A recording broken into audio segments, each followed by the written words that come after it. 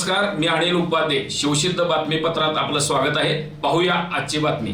सांगाव जन्मभूमी असलेले आणि हेरले कर्मभूमी असलेले स्वर्गीय प्राध्यापक पी.ए. चौगुले यांचं धार्मिक, सामाजिक, शैक्षणिक क्षेत्रातील कार्य दीपस्तंभासारखं आहे. त्यांच्या कार्याची शिदोरी कोल्हापूरच्या श्री श्रमण संस्कृती प्रतिष्ठाननं जपली आहे, असं मत बाहुबली विद्यापीठ आणि ब्रह्मचारीश्रमचे महामंत्री डी.सी. पाटील यांनी व्यक्त केले.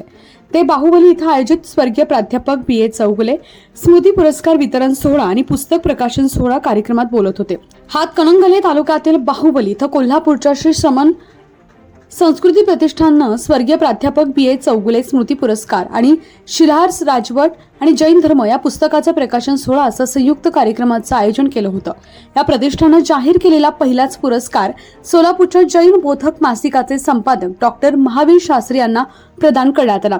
यावेळी बोलताना बाहुबली विद्यापीठचे महामंत्री डी.सी. पाटील म्हणाले, प्राध्यापक पी.ए. चौगुले यांचं धार्मिक, सामाजिक आणि शैक्षणिक क्षेत्रातील कार्य दीपस्तंभासारखं आहे. वीर सेवा दलासारखी एक स्वयंसेवी संघटना स्थापन करून हजारो युवकांना व्यसनमुक्ती करून त्यांना सामाजिक कार्यात प्रवाहित केलंय. त्यांनी अनेक पुस्तकांच्या माध्यमातून समाजाचा इतिहास जनतेसमोर नजरेसमोर आणलाय. त्यांनी स्थापन केलेल्या श्री श्रमण संस्कृती प्रतिष्ठानचं कार्य आजही अतिशय चांगल्या पद्धतीनं सुरू आहे. यावेळी पुरस्कार प्राप्त डॉक्टर महावीर शास्त्री म्हणाले, सध्याच्या काळामध्ये नियतकालिकेत चालवणं अतिशय कठीण झालंय. केवळ पश्चिम महाराष्ट्राचे स्थापन झालेले नियतकालिके येणाऱ्या परिस्थितीला तोंड देत नियमितपणे समाज प्रबोधन करतात. स्वर्गीय प्राध्यापक पी.ए. चौगुले यांनी जैन समाजातील नियतकालिके आणि त्यामध्ये काम करणाऱ्या संपादक पत्रकारांचं पुरस्काराच्या माध्यमातून मनोधैर्य वाढवण्याचं काम केलंय. अशा पुरस्कारांच्यामुळे आणखीन जबाबदारी वाढवून समाजापुढे उभे ठाकलेले अनेक प्रश्न या माध्यमातून समाजापुढे आणण्याचं कार्य होईल. या प्रसंगी एम.जी. शाह विद्यामंदिर आणि ज्युनियर कॉलेजचे प्राचार्य गोमटेश्वर बेडगे, श्रीमती वेणुताई चव्हाण, कॉलेज कराडचे निवृत्त प्राचार्य डॉक्टर पुरंदर चौगुले, प्रतिष्ठानच्या अध्यक्ष अरुणाताई बाबूराव चौगुले, डॉक्टर नेमिनाथ शास्त्री, डॉक्टर गोमटेश्वर पाटील, जिनेंद्र बुबनाळे, कुबेर शेडबाळ यांनी मनोगत व्यक्त करताना स्वर्गीय प्राध्यापक पी.ए. चौगुले यांच्या जीवन चरित्रावर प्रकाशझोत टाकले. दरम्यान प्राध्यापक पी.ए. चौगुले यांनी डॉक्टर अमर सुतार यांनी लिहिलेल्या शिलाहार राजवट आणि जैन धर्म या पुस्तकाच्या द्वितीय आवृत्तीचं विमोचन यावेळी करण्यात आलं.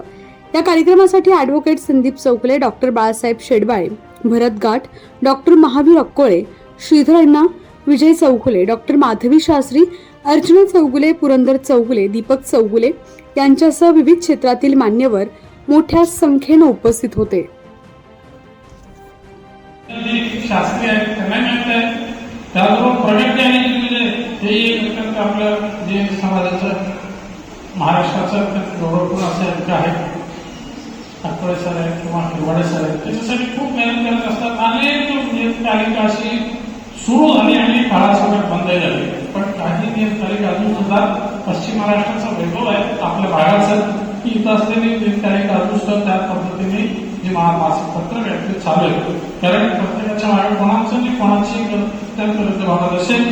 इथलं सन्मती मासिक जे आहे, सन्मती मासिकाच्या मागे गुरुदेवांची प्रेरणा, त्यांचा आशीर्वाद आहे, त्यांचे भाव आहेत, त्यामुळे त्याचं पुण्य अत्यंत खूप श्रेष्ठ. त्याप्रमाणे जैन बोधक हे जे पाक्षिक आहे सन 1884 मध्ये स्थापन झालं. धर्मवीर, धर्मानुरागी हिराचंद नेमचंद जोशी अत्यंत प्रगत विचाराचे असे विद्वान होते. त्या काळात अत्यंत मोठे व्यापारी असले तरी जोशी परिवारातले श्रेष्ठ असे विद्वान होते आणि त्याने त्या काळामध्ये विद्वान विवाह असतील किंवा असे अनेक विचार समाजासमोर आणले की जे विचार करणं सुद्धा त्यावेळी अत्यंत कठीण होतं. विचाराच्या पलीकडे जाऊन त्यांनी असे विषय आणण्यासाठी जैन बोधक पाक्षिकाची सुरुवात केली आणि अनेक विषय आहेत की आता सुद्धा आपल्याला करताना विचार करावा लागतो. पण त्यावेळी त्यांनी आजपासून 140 वर्षांपूर्वी या पाक्षिकाचे आज 2024 चालू आहे. 1884 साली सुरू केलं, 140 वर्ष पूर्ण होत आहेत, पण अखंडपणे सुरू आहे. कारण त्या काळी अत्यंत पवित्र भावनेने त्यांनी सुरू केलं. सन 1884 ते 1898 पर्यंत त्यांनी त्यांचं संपादकत्व केलं. ते अत्यंत सुस्थितीत असताना सुद्धा त्यांनी विचार केला की याला अजून आपल्याला चांगल्या हातात दिलं पाहिजे. जेव्हा एक अत्यंत पवित्र भावना असते किंवा त्यामागे एक चांगला हेतू असतो तेव्हा असे कार्य कुठून करतात. तर त्या काळात त्यांनी धर्मानुरागांचे कल्लप्पा ब्रह्मप्पा निकोळी शास्त्री आज सकाळी दर्शनाला गेलो तेव्हा तिथं त्यांची जी सुंदर असं दगडी इमारत पाहिजे, त्यांचं नाव पाहिजे, त्यांची पुतळा पाहिल्यानंतर पुन्हा असं म्हणत झालं की सन 1898 पासून 1916 पर्यंत ते या जैन बोधकाचे संपादक होते. तिथं राहून इथं कोल्हापुरात राहून अनेक प्रकारे त्यांनी संपादन केलं आणि अनेक सुंदर सुंदर लेख मिळाले. 140 वर्षाचे आमचं जपून ठेवणं म्हणजे खूप कठीण काळ आहे. त्यांच्या काळात बरेचसे अंक आम्हाला मिळत नाही. पण कसं असतं बघा, भाग आहे सन 1884 पासून ते 1898 1900 अंक आम्हाला मिळत होते. पण ते अंक सुरक्षित ठेवले होते सोलापूरच्या कलेक्टरने. सोलापूरचे जे कलेक्टर होते त्या कलेक्टरने अंक चांगले म्हणून त्यांनी सुरक्षित काढून ठेवले होते. आणि जेव्हा इंग्रज राजवट जाऊ लागले तेव्हा त्यांनी ते सगळे अंक एकत्रित केले आणि पुण्याच्या लायब्ररीला त्यांनी तिथं सुरक्षित ठेवण्यासाठी घेऊन ठेवले. आम्हाला ते अंक मिळत नव्हते कुठेच. जेव्हा आम्हाला माहिती मिळाली तेव्हा आम्ही गेल्या 8 वर्षापासून प्रयत्न केले आणि आत्ताच एक संशोधक आहेत मळकर म्हणून, तर त्यांना त्याचे दाखले पाहिजे तर त्याच्यासाठी आम्ही पूर्ण डिजिटलायझेशन स्कॅनिंग करून सुरक्षित ठेवलेले आहे. म्हणजे त्या काळात सुद्धा जर काही दाखले पाहिजे असतील तर ते मिळण्यासाठी खूप चांगल्या पद्धतीने आतापर्यंत सगळ्याच आम्ही डिजिटलायझेशन करून ठेवले म्हणजे स्कॅनिंग करून तयार केले. तर अशा पद्धतीने म्हणजे त्या काळामध्ये सुद्धा भावना अशी होती. नियतकालिका सुरू केली. त्यानंतर चिवराज गौतमचंद जोशी असतील ते संपादक झाले. त्यानंतर धर्मवीर रावजी सखाराम जोशी एक अत्यंत उत्तुंग व्यक्तिमत्व आता या समितीचे अध्यक्ष आहेत. श्री अरविंद रावजी जोशी त्यांचे पिताश्री रावजी सखाराम जोशी हे जैन बोधकाचे संपादक होते. बरेच वर्ष त्यांनी कार्य केल्यानंतर त्यांनी त्याची धुरा माझे पूज्य आजोबा पंडित वर्धमान पार्श्वनाथ शास्त्री यांच्याकडे जैन बोधकाचं संपादकत्व दिलं आणि 50 वर्षापर्यंत ते संपादक होते. सन 1834 पासून ते 1832 पासून ते 1932 पासून ते 1982 पर्यंत वर्धमान शास्त्री संपादक होते. त्या काळामध्ये सुद्धा जैन बोधक संपूर्ण भारतभर पसरलं. त्याच्या मराठी प्रतिबरोबरच हिंदी आणि कन्नड प्रती सुद्धा निघू लागले आणि त्या पद्धतीने प्रसिद्ध झालेले त्यानंतर कुमुदिनीबाई जोशी असतील किंवा शेलुताई दत्तरी असतील यांनी संपादकत्व सांभाळलं 15 वर्ष आणि त्यानंतर गेल्या 16 वर्षापासून याचं संपादकत्व मी सांभाळतो आहे. तर असा इतिहास पूर्ण अशा अंकासाठी हा पुरस्कार दिला जातो. मी तर एक प्रतिनिधी त्याचा एक निमित्त मानतो. तर आज समाजामध्ये या सर्व नियतकालिकांना सांभाळण्याची जबाबदारी काय. मी सुद्धा अनेक कार्यक्रमामुळे बऱ्याच वेळा पाहू शकतो त्याच्यामध्ये धर्मपत्नी सौ माधुरी त्याच्यामध्ये सहकार्य करते. कारण कार्य चालवणं सोपं नाही आहे, त्यांना सर्वांना माहिती आहे. पण तरी सुद्धा जर जिद्द असते, चिकाटी असते, समाजाचा सहयोग असता. तर आता आले की रावजी तिथं बसले नाही सर ते आल्यानंतर तुम्हाला हार कळा नाही किंवा कळा नाही दाखवा सर त्यांना काढून म्हणजे तुम्हाला मिळतात. तर लोकांना एक उत्सुकता लागलेली असते आणि ती उत्सुकता मनामध्ये ठेवून शिगेला बसवून चौगुले सरांनी ठरवलं की सगळेजण पुस्तकाला पुरस्कार देतात, त्याला पुरस्कार देतात. आपण नियतकालिक आणि नियतकालिकासाठी काम करणार लोकांसाठी आपण काही ना काही केलं पाहिजे. त्यासाठी फंड झाला पाहिजे आणि त्याच्यासाठी प्रोत्साहन दिलं पाहिजे. ही भावना मनात ठेवून त्यांनी खूप चांगल्या पद्धतीने हे कार्य सुरू केलं. आता मी बघत होतो शिलाहार राजवट आणि जैन धर्म शिलाहार राजवटामध्ये कधी कोण आला त्यांच्यासाठी 10-15 मिनिटं बोलायचे आणि शिलाहार राजवटाचा त्याच्यामुळे उल्लेख असायचा. काय नेहमी सांगायचं की या राजवटीमध्ये असं झालं, आपलं वैभव किती होतं, जैन धर्माचं वैभव कशा पद्धतीचं होतं या सर्वांचा उल्लेख करत ते सांगायचं.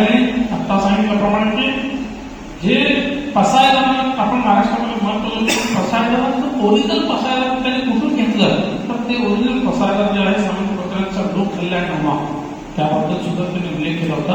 तर अशा विविध अनेक कार्यामध्ये त्यांनी कार्य करत असताना आपल्याबरोबर इतरांचाही गौरव झाला पाहिजे आणि प्रोत्साहन दिलं गेलं पाहिजे. तर हा गौरवाचा फक्त माझा गौरव नसून जैन बोधकासाठी लिहित असलेल्या प्रत्येक लेखकाचा गौरव आहे. त्याच्यासाठी कार्य करत असलेल्या किंवा नियतकालिका जी आहे म्हणजे आता त्या समितीमध्ये अनेक नियतकालिकाचे स्वतः संपादक होते. मी 2 प्रकार सांगणार आहे. एक म्हणजे या पुस्तकाला खरं महत्व आहे ते संशोधन म्हणून महत्व आहे आणि दुसरं महत्व आहे या पुस्तकाला असलेलं समाजातील महत्व. समाजाचं स्वतः खूप महत्वाचं आहे आणि तो लोकांना कळावा म्हणून हे पुस्तक त्यांनी अगदी साधा सोपा मराठीमध्ये लिहिलं आहे. या ठिकाणी कुठलेही तत्वज्ञ शब्द आहेत तर तसं वापरलं असतं तर कदाचित आपल्याला अवघड झालं असं मला वाटतं. म्हणून सर्वांना समजेल विचारायचं भाषण केलं आहे. मी तुम्हाला सांगतो हे काय महत्वाचं आहे. आपल्याला माहित आहे साधारणपणे 2 प्रकारचे शोध असतात. एक सामाजिक शास्त्राचे संशोधन आणि नैसर्गिक शास्त्राचे संशोधन. नैसर्गिक शास्त्राचे संशोधन अत्यंत सोपं असतं, तुम्ही सहजपणे ते करू शकतो. कारण 2 ते तुम्ही सांगेल 20 कॅलो 20 मुलं आपल्या शरीरामध्ये रक्तामध्ये आपण भरतो हे तुम्ही सांगेल रिसर्च टाकता येतात. कारण त्याच्यापैकी काही नसतं, पॉईंट असतात. पण जे काही इतिहासाचे विषय सोशल सायन्सेस आहेत त्याच्यामध्ये अभ्यास करणं आणि प्राणी घडवणं आणि संशोधन करणं हे अत्यंत कठीण काम आहे. एखाद्या अखंड सागराच्या तळाशी असणारे मोती शोधणे इतकं ते कठीण काम आहे. ते कठीण काम काय आहे तुम्हाला सांगतो. कारण गेली 40-45 वर्ष मी हा विषय शिकवतो. रिसर्च लेखाची PhD विद्यार्थी शिकवतोय, शिकवतोय, आमच्या कॉलेजचे विद्यार्थी शिकवतोय. त्याच्यामुळे याचं जे गांभीर्य मला माहिती आहे. सरांनी विषय निवडला तो शिलाहार राजवट आणि जैन धर्म. या विषय निवडीपासूनच त्यांच्या संशोधन कृतीला सुरुवात होते. लक्षात ठेवा अनंत विषय आपल्या समोर असतात. त्यापैकी आपली आवड ज्यामध्ये आहे असं विषय निवडणं त्याला बाजूला कॉन्सन्ट्रेशन करणं हे संशोधनाचं पहिलं सुख आहे. आणि ते साईन निवडलेलं आहे कारण त्याचा स्वतः खूप मोठा अभ्यास होता म्हणून त्यांनी हा विषय निवडला. हा विषय निवडत असताना त्यांनी काय केलं बघा. त्यांच्या समोर असा प्रश्न होता मला शिलाहार राजवटीचा आणि त्याचा जैनिझम झालेला अभ्यास त्या परिणामी अभ्यास करायचा आहे. वाटायला सोपं वाटतं पण हे खूप अवघड आहे. कारण याचा अभ्यास करायचं म्हटलं खूप फिरणं आलं. त्यासाठी त्यांनी सर्व प्रकारचे साहित्य गोळा केले. साहित्य गोळा करत असताना अनेक लोकांच्या ठिकाणी फिरले, अनेक ग्रंथालयांनी फिरला, अनेक शिल्प पाहिले, मंदिरं पाहिली, तंबूच्या भिंतींवर तुळीवर जे काही लिहिलं आहे कोरलेलं आहे ते पाहिलं, मानसकंबाचा अभ्यास केला, त्यावर काय कोरले ते पाहिलं. तुम्ही आम्ही सुद्धा पाहतो की इतका आवड आहे. पण ती जी भाषा आहे ती भाषा ही संस्कृत आणि कन्नड मिक्स होती आणि त्याच्याने समजणं अवघड होतं. म्हणून ज्यांना कन्नड समजतं, संस्कृत समजतं आणि भाषेत जाणकार आहे अशा लोकांनी जाऊन त्याचा अर्थ फिट करून घेताना ही पहिली गोष्ट फार अवघड आहे. दुसरा साहित्य की म्हणाल त्यात काय अवघड आहे. कुणी शिलालेख करू शकतो, वाचू शकतो. पण जेव्हा इतिहासाचं लेखन चालू होतं आणि शिलालेख वाचतो आपण पाहतो तेव्हा त्यातील मूर्त्या असतात, शिलालेख असतात, त्याच्यावर चिन्ह असतात. आपण इग्नोरॉजी अशा प्रकारे म्हणतो. त्या इग्नोरॉजीचा अभ्यास खूप गरजेचा आहे. तर लांछन म्हणतो तसं 24 तीर्थंकरांना लांछन 20 आहे तेवढं आपण जर ओळखतो हे अमुक देवाची मूर्ती आहे, त्यांच्या घराची आहे. पण हे पुस्तक वाचत वेगळी माहिती मिळाली ती तुम्हाला सांगतो. म्हणजे काय आवड आहे ते. आपण शिवाला पाहतो, शिवाची मूर्ती पाहतो, शिवाच्या मूर्तीवर तुमच्या डोक्यावर गाठा असतात बरोबर, तर आपण शिवाची मूर्ती म्हणतो. पण इग्नोरन्सचा अभ्यास यांनी केला. त्याच्या असं कळतं आदिनाथ तीर्थंकरांच्या जे काही केस होते ते खांदर मिळत होते, खांदर होत होते आणि त्याच्यावर जी आताची मूर्ती आहे ती त्यांनी सिद्ध केलेलं आहे. हे आपल्यापैकी भौतिकानं माहिती होतं. चिन्ह देण्याची पद्धती नंतर सुरू झालेली आहे. अगदी स्वतंत्र चिन्ह ही नव्हती असं त्यांचं म्हणणं आहे. याची चिन्ह आहेत ना ती सगळ्याला भेटत लागतात. त्याचा अभ्यास झाल्याशिवाय इतिहासामध्ये प्रवेश करता येत नाही. इतिहासामध्ये जेवढे अभ्यास करतात किंवा प्राचीन साहित्याचा अभ्यास करतात, शिलालेखाचा अभ्यास करतात त्यांना इथनाबौद्धिक हे अतिशय महत्वाचे अभ्यास करावं लागतं. दुसरं असं आहे आणि 2001चा जो मस्तकाभिषेक झाला या ठिकाणी त्या मस्तकाभिषेकच्या निमित्तानं गुरुदेव समर्थभद्र महाराजांच्यावर एक अतूट श्रद्धा असलेलं हे व्यक्तिमत्व आणि ज्यावेळी 2001ला मी मस्तकाभिषेकचा कार्याध्यक्ष म्हणून या ठिकाणी मी काम करत होतो त्यावेळी सरांनी टोटली बाहुबलीचा इतिहास हा आकाशवाणीवरून प्रदर्शित केला आणि अत्यंत प्रत्येक भागातनं आम्हाला फोन आले की हा इतिहास जसा घडला तसा आदरणीय सरांनी तो आकाशवाणीवरून प्रस्थापित केला. अनेक गोष्टी या ठिकाणी संस्थेमध्ये त्यांचा सहभाग आहे. पहाडावरील ज्यावेळी ह्या भौगोलिक क्षेत्रावर संकट आलं त्यावेळी सर या ठिकाणी वीर सेवा दलाच्या माध्यमातून रात्रंदिवस या ठिकाणी त्यांनी सेवा या ठिकाणी संस्थेला दिली. विद्यानंद महाराज असल्यापासून सरांची एक भक्ती या क्षेत्रावर होती, गुरुदेवांच्यावर होती, विद्यानंद महाराजांच्यावर होती. आणि मला वाटतंय सर्वधर्मचे 3 मस्तकाभिषेक आदरणीय सरांनी वीर सेवा दलाचं प्रतिनिधित्व करत 500च्या वरती मुलं त्या ठिकाणी घेऊन त्या ठिकाणी हे मस्तकाभिषेक त्यांनी यशस्वीरित्या त्या ठिकाणी पार पाडलं.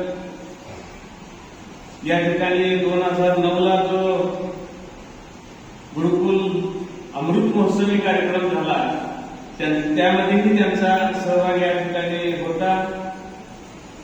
जसं सर एक योगदान द्यायचे तसं संस्थेला आर्थिकदृष्ट्या दानही या ठिकाणी द्यायचे.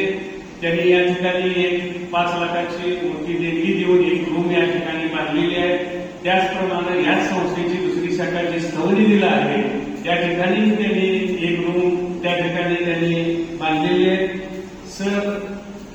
सरांचे आठवण वरचीवर येत जाते. काही गोष्टीवर आम्हालाही काही अडचणी आल्या तर सर सहज आल्याने 2-4 गोष्टीवर आम्ही चर्चा करत बसलो तर काहीतरी मार्ग त्यातनं सर काढून द्यायचे असं एक व्यक्तिमत्व हे सरांचं होतं.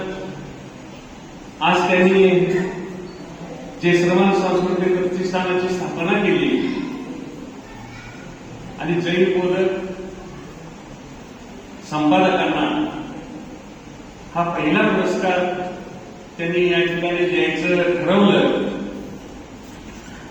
आणि त्यांनी ते या ठिकाणी स्वीकारलं. त्याबद्दल मी त्या दोघांनी डॉक्टरांचं या ठिकाणी हार्दिक अभिनंदन करतो. आज काही समाजामध्ये असं काम करत असलेलं मगाशी गोपटे साहेबांनी सांगितलं की हे पुरस्कार ज्यावेळी मिळतं एखाद्या चांगल्या गोष्टीबद्दल हा पण पुरस्कार दिला जातो पण पुरस्कार स्वीकारणाऱ्यावर ही जबाबदारी येते की त्याहूनही चांगलं काम या ठिकाणी करावं लागतं. आणि सरांची लेखणी आजचा सध्याचा समाज त्यामध्ये असलेली तरुणाई आई वडिलांना ह्या समाजापासून होत असलेला त्रास आपल्या मुलाबद्दल जे काही असेल चांगलं असेल तर लेखणीला धार आणा, त्याची चांगली लेखणी करा. जर समाजामध्ये वाईट घडत असेल तर आणखी त्याला धार करा आणि ही लेखणी समाज जैन बोधकामधून ही लेखणी चांगल्या पद्धतीने घ्या की ज्या ठिकाणी हा समाज सुधारला पाहिजे. हा सुधारण्यापासून वंचित आहे. मला वाटतंय सध्या तरुण वर्ग हा धाबा संस्कृतीकडे जातोय आणि त्याची लेखणी थोडीफार शास्त्रज्ञांनी हातात घ्यावी आणि समाजाला सुधारण्यासाठी प्रवृत्त करावं अशा या ठिकाणी शुभेच्छा देतो. आणि